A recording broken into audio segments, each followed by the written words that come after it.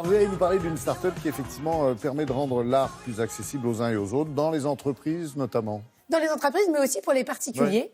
Ouais. Laurent, et ce qui est étonnant, c'est que depuis que je fais cette chronique, j'ai pu voir de nombreuses start-up naître et mourir pour certaines. Et ce concept avait déjà existé, mais comme on dit, c'était pas time to market, c'était pas le bon moment, ça avait existé il y a une dizaine d'années. Ça revient de manière beaucoup plus ficelée différemment. Et le principe, c'est pourquoi vous n'auriez pas une œuvre d'art chez vous, même si vous n'avez pas les moyens de la payer, eh bien si vous essayez de la louer. Comme aujourd'hui, on loue tout. Je suis allée rencontrer celui qui a créé cette start-up et aussi un client. La peinture en l'huile, c'est bien difficile, mais c'est bien plus beau, dali daladi adadi, que la peinture à l'eau. Est-ce que vous pouvez nous expliquer le concept d'Urban Capsule ? Le concept, c'est de rendre l'art accessible à travers une sélection d'artistes qu'on a fait en amont, chez qui on va se sourcer quelque part, on va acheter des œuvres en atelier en direct. Les clients viennent ici, font un choix, on a une solution de financement à leur proposer. On peut faire 12 mois, 24 mois, 36 mois, 48 mois. C'est du sur-mesure, on s'adapte à tous nos clients.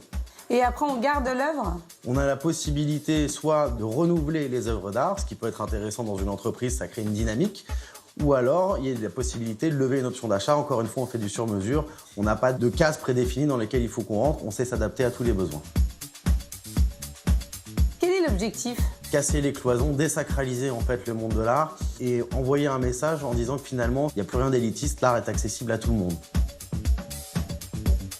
Antoine, bonjour. Alors vous êtes devenu collectionneur d'art, on peut dire, ou en tout cas vous avez pu avoir accès à l'art alors qu'avant c'était plus compliqué ? Je suis amateur d'art, de belles choses, de beaux tableaux, de belles peintures, de beaux objets. Et c'est vrai que jusqu'à présent c'était un peu compliqué pour moi pour y accéder, notamment au travers du prix. Et dans cette solution, ce qui vous plaît, c'est le fait de pouvoir changer régulièrement d'œuvre, ou c'est de vous dire à la fin cette œuvre va peut-être m'appartenir, vous allez avoir envie de l'acheter ? Les deux, je pense qu'on verra avec le temps. C'est justement l'intérêt de la formule. C'est d'avoir le choix en fin de contrat, soit de reprendre une autre œuvre, si les goûts ont changé, ou si je trouve mieux, ou soit d'acquérir cette œuvre.